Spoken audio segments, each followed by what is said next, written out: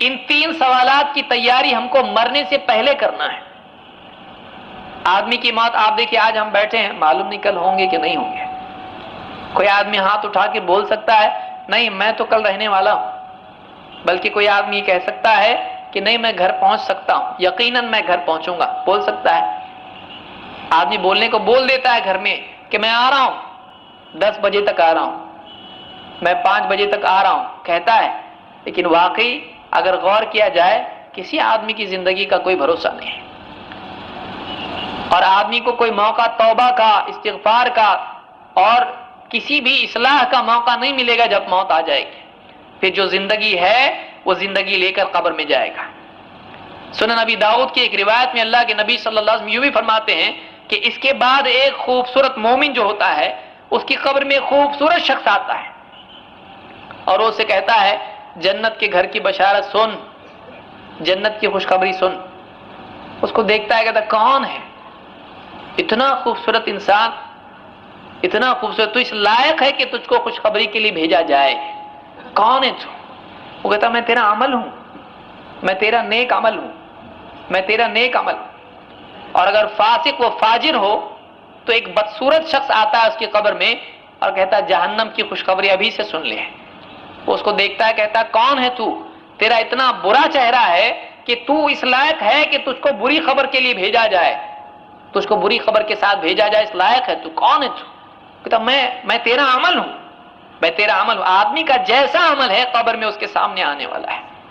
جیسی زندگی جیا ہے مرنے کے بعد وہ زندگی انسان کی صورت میں اس کے پاس آئے گی اور اس کو یا تو خوشخبری جنت کی دے گی یا جہنم کی خوشخبری اس کو دے گی۔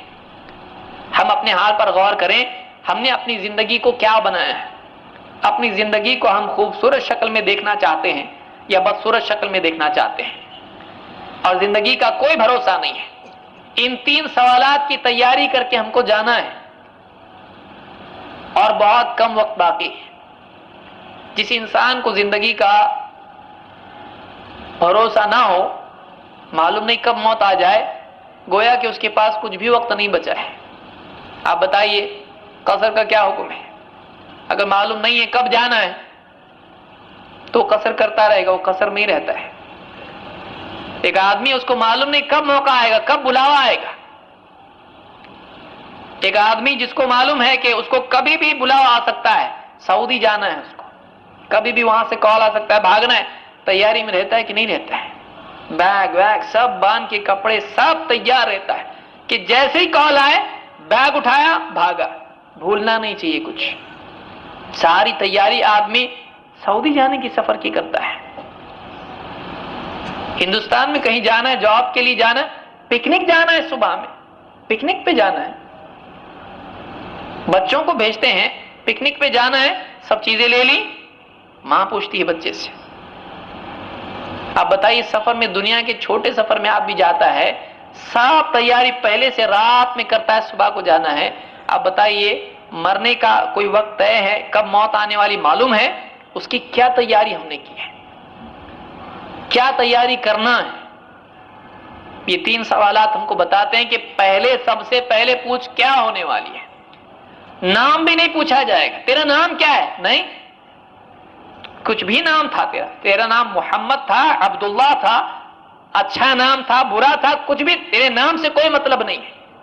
تو اللہ کو پہچانتا تھا کہ نہیں پہچانتا تھا؟ تو محمد رسول اللہ صلی اللہ علیہ وسلم کو پہچانتا تھا کہ نہیں پہچانتا تھا؟ سوال یہ ہوگا۔ سید خاندان کا ہے، پٹھان ہے، خان ہے، کیا ہے؟ کچھ نہیں، سب ایک ساتھ ایک قبر میں، سب برابر، کچھ پوچھا نہیں جائے گا، نسب کا کوئی معاملہ وہاں پر نہیں ہے۔ من بطأ به عمله لم يسرع به نسبه، اللہ کے نبی صلی اللہ علیہ وسلم فرماتے ہیں جس کو اس کا عمل پیچھے کر دے اس کا نسب اس کو آگے نہیں لے جا سکتا ہے۔ نیچا عمل کر کے آدمی خاندان کی اونچائی سے اونچا مقام نہیں پا سکتا ہے۔ اونچے خاندان کا ہے، عمل نیچ ہے، عمل اچھا نہیں ہے، عمل گھٹیا ہے، شرکیہ عمل ہے، بدعات اعمال میں ہے، اسلام کو چھوڑ کر، اللہ کی شریعت کو چھوڑ کر بے حیائی، آزادی، منمانی، خواہشات کی اتباع، اور کئی ایسے لوگوں کی برہنہ رہنے والے جن کو لباس کا ہوش نہیں، ان کے پیچھے چلنے والا، ان کی طریقوں کو، اطوار کو، دوسری قوموں کے طریقوں کو اپنے لیے دین بنانے والا، ایسا آدمی اللہ کے دین کی جس کے پاس قدر نہیں ہے، اللہ کے پاس اس کی قدر نہیں ہے۔ جو اللہ اس کے رسول کا مقام و مرتبہ نہیں جانتا ہو، جس کے پاس اللہ کی بڑائی نہیں ہے، اللہ کے پاس اس کی کوئی بڑائی نہیں ہے۔ کیا مقام اللہ کو زندگی میں دیا ہے۔ آج مسلمان کا حال آپ دیکھیں، ما کنت تعبد پوچھا جانے والا ہے سب سے پہلے، کس کی عبادت کرتا تھا؟ آج مسلمان کو معلوم نہیں عبادت کس کو بولتے ہیں۔ تو میں اللہ کی عبادت کرتا ہوں، لیکن معلوم نہیں ہے اس کو نہیں معلوم ہے۔ وہ قبر پر جا کر، بزرگان دین کی قبروں پر جا کر اپنا ماتھا ٹیکتا ہے، وہ ان کے آگے ہاتھ پھیلاتا ہے، ان سے مانگتا ہے۔ اولاد نہیں ہے، جا کے قبر پہ ناڑا باندھتا ہے۔ دکان نہیں چل رہی ہے، ناریل باندھتا ہے، دھاگا باندھتا ہے، اللہ کی عبادت کرتا ہے۔ اس کو عبادت کے معنی معلوم نہیں ہے، وہ اللہ کے ساتھ شرک کر رہا ہے۔ وَقَضَىٰ رَبُّكَ أَلَّا تَعْبُدُوا إِلَّا إِيَّاهُ، تیرے رب نے حکم دے دیا ہے کہ اس کے سوا تم کسی اور کی عبادت مت کرنا۔ اور بزرگان دین ہم سب کی تعظیم کرتے ہیں، اولیاء کو ہم مانتے ہیں۔ بہت سارے لوگ سمجھتے ہیں اولیاء کو مانتے ہی نہیں۔ ہم اولیاء کو مانتے ہیں، لیکن ہم ان کو اولیاء مانتے ہیں جنہوں نے اللہ کے دین کو اپنی زندگی میں سب سے بڑا مقام دیا۔ ہم ان کو اولیاء نہیں مانتے ہیں جو چرس گانجا پی کر برہنہ لوگوں میں گھومے اور لوگوں کو اللہ کے حکموں سے دور کر کے ریس کے گھوڑے، اس کے نمبر بتائے، لاٹری کے نمبر بتائیں۔ ان کو اولیاء ہم نہیں مانتے ہیں۔ اولیاء ہم ان کو مانتے ہیں جن کے بارے میں خود اللہ تعالیٰ نے فرمایا، الا ان اولیاء اللہ لا خوف علیہم ولا هم يحزنون الذین آمنوا وكانوا يتقون۔ خبردار، اللہ کے اولیاء کے لیے ان پر نہ کوئی خوف ہے اور نہ وہ غمگین ہوں گے۔ نہ ڈر کی بات ہے، نہ غم کی بات ہے۔ اللہ کا معاملہ ان کے ساتھ ایسا ہونے والا ہے کہ ان کو ڈرنے کی ضرورت نہیں، ان کو غمگین ہونے کی ضرورت نہیں، ان کو اتنی بڑی جزا اللہ کی طرف سے ملنے والی ہے۔ لیکن ہے کون یہ؟ الذین آمنوا وکانوا یتقون۔ اللہ کے ولی وہ ہیں کہ جو ایمان والے تھے اور متقی تھے، پرہیزگار تھے، اللہ کی شریعت کی پابندی کرتے تھے۔ ولایت کے لیے پابندی، آزادی نہیں۔ ولایت کے لیے ایمان لازم ہے، کفریات اور شرکیات نہیں۔ ایمان اور تقوی کے بغیر ولی کا تصور ہی اسلام میں نہیں ہے، قرآن کی آیت ہے۔ آج مسلمان جاتا ہے ولی کی قبر پر اور دھاگا باندھتا ہے اور بڑی تمنا سے کہتا ہے ہم کو ایک لڑکا چاہیے، 3 لڑکیاں ہیں، چوتھی ڈر رہا ہوں، لڑکا چاہیے۔ کسی کو جاب نہیں مل رہا ہے، جاب کے لیے جاتا ہے، جاب مل جائے۔ کسی کی لڑکی گھر میں بیٹی بیٹھی ہوئی ہے، اس کا رشتہ نہیں ہو رہا ہے، اس کے لیے جاتا ہے۔ کسی کا کورٹ میں زمین کا ہڑپا ہوا کیس ہے، چاہ رہا ہے میرے حق میں آ جائے، اس کے لیے جاتا ہے۔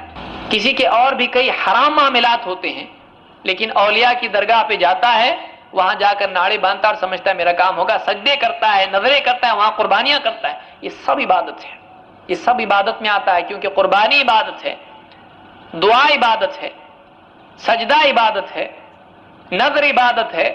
اگر اللہ کے سوا کسی اور کے نام کی نظر کرتا ہے، جس کو منت ہمارے یہاں پر کہا جاتا ہے، تو یہ بھی شرک ہے، یہ بھی شرک ہے۔ آپ بتائیے، اللہ کے بارے میں آج پہلا سوال ہونے والا مرنے کے بعد، اس کی تیاری نہیں ہے، اور یہ بھرم ہے کہ ہم واقعی صحیح دین پر ہیں۔ نبی صلی اللہ علیہ وسلم کے سلسلے میں اللہ کے نبی صلی اللہ علیہ وسلم کی حدیثیں ہیں، آپ کی سنت موجود ہے، لیکن کوئی باپ دادا کو دین کا، نبی کا مرتبہ دیے ہوئے ہے، بھائی کسی سے کہا جائے بھائی یہ غلط ہے، یہ بدعت ہے، دین میں نہیں ہے۔ اللہ کے نبی صلی اللہ علیہ وسلم کی سنت یہ ہے، یہ بدعت ہے کہ باپ دادا ہمارے کرتے ہیں، ہم وہی کرنے والے ہیں۔ کسی نے نبی کا مقام باپ دادا کو دے رکھا ہے، کسی نے پیر کو دیا ہے، کسی نے کسی عالم کو دے رکھا ہے، کسی نے سماج کو دیا ہے کہ جنازہ ہے، نکاح ہے یا اور معاملات ہیں، ان میں ایک آدمی کو کہا جاتا ہے بھائی دین یہ ہے، اللہ کے نبی صلی اللہ علیہ وسلم یہ کرتے تھے، یہ نہیں کرتے تھے۔ تو اس آدمی کو سمجھنے میں بڑی مشکل پیش آتی، کہتا سب لوگ کہہ رہے ہیں ہم کو یہی کرنا پڑے گا، بہت سارے لوگ جان کر بھی نہیں کر پاتے، معلوم ہوتا ہے لیکن نہیں کر پاتے. کیوں؟ اس لیے کہ سماج جیسا چل رہا ہے ویسے ہی چلتے رہو، مین سٹریم میں رہو، مین سٹریم میں رہو، الگ مت ہو ان سے. تو آپ بتائیے کہ ایسا اگر زندگی میں اللہ کو کسی نے مقام دیا ہو اور محمد رسول اللہ صلی اللہ علیہ وسلم کو یہ مقام دیا ہو، آپ بتائیے کیسا جواب دے پائے گا؟ اللہ تعالیٰ ہم سب کی حفاظت فرمائے اور ہمارے لیے جواب کو آسان فرمائے. اللہ تعالیٰ قرآن کریم میں فرماتا ہے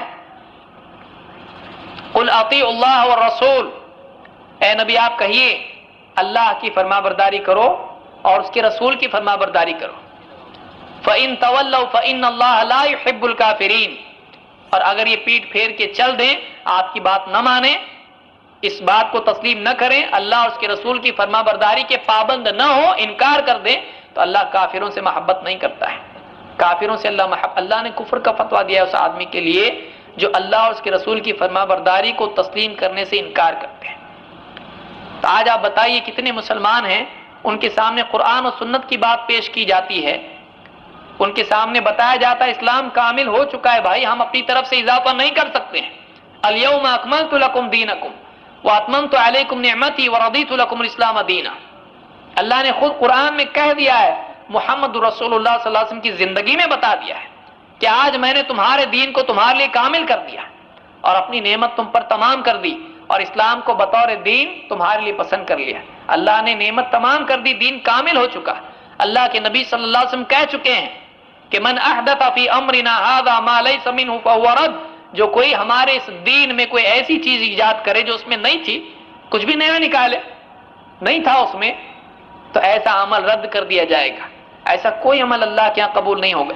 ایسی زندگی قبول نہیں ہوگی جو قرآن و سنت کی بنیاد پر نہیں تھی. ایسی زندگی قبول نہیں ہوگی. ایسی زندگی قبول نہیں ہوگی جس میں اللہ اور اس کے رسول کی فرما برداری نہیں تھی. لا الہ الا اللہ، اشہد ان لا الہ الا اللہ، اشہد ان محمد رسول اللہ آدمی کہہ رہا ہے زبان سے، لیکن اس کا تقاضا کیا ہے معلوم ہے؟ اس کا تقاضا کیا ہے؟ یہ کلمہ ہم سے کیا چاہتا ہے؟ ایک آدمی کسی سے کہہ دے ٹھیک ہے میں کل آؤں گا، کل آپ کا کام ہو جائے گا، اور کل جا کے کھڑا ہو جائے وہاں پر اور دیکھے کام نہیں ہوا ہے، تو کیا کہے گا؟ کہا کیوں تھا جب کرنا نہیں تھا؟ وہ کہے گا میں نے کہہ دیا بس ہو گیا. کہے گا نہیں کام کدھر ہوا ہے؟ زبان سے آپ نے کہا ہے کام نہیں ہوا ہے. تو ایک آدمی مانتا ہے کہ زبان سے کہنے کے بعد کرنا بھی پڑتا ہے ورنہ آدمی جھوٹا ہو جاتا ہے. اشہد ان لا الہ الا اللہ کا تقاضا کیا ہے؟ کہ ہم اللہ کو اپنا معبود برحق تسلیم کریں اور اللہ کے سوا کسی اور کی عبادت نہ کریں، نہ کسی کو معبود تسلیم کریں. اور محمد رسول اللہ کا تقاضا کیا ہے؟ کہ ایک آدمی محمد صلی اللہ علیہ وسلم کی اطاعت و اتباع کرے اور آپ کے سوا تمام طریقوں کو، سارے رسم رواج کو چھوڑ کر آپ کی سنت کا پابند بن جائے. اس لیے خلاصہ کیا ہے دین کا؟ پورے دین کا خلاصہ کیا ہے؟ اشہد ان لا الہ الا اللہ، اشہد ان محمد رسول اللہ کا خلاصہ کیا ہے؟ پہلا حصہ عبادت کے کس کی سے متعلق ہے؟ لا الہ الا اللہ، اللہ کے سوا کسی اور کی عبادت نہیں. محمد رسول اللہ، اللہ کی عبادت اگر کرنی ہے تو محمد رسول اللہ صلی اللہ علیہ وسلم کے طریقے پر کرنی پڑے گی، آپ کی سنتوں کے مطابق کرنی پڑے گی، کیونکہ اللہ نے آپ کو بھیجا اپنی پسند بتانے کے لیے. تو یہ دو چیزیں اگر زندگی میں نہیں ہیں تو بہت ڈر کی چیز ہے. معلوم نہیں آدمی جواب دے پائے گا کہ نہیں دے پائے گا. اللہ تعالی ہم سب کو سمجھ عطا فرمائیں اور آخرت کی تیاری کرنے کی اور خصوصاً قبر کے احوال و احوال پر غور کرنے کی اور اس کی تیاری کرنے کی ہم سب کو توفیق عطا فرمائے. اقول قولی ھذا واستغفر اللہ لی ولکم.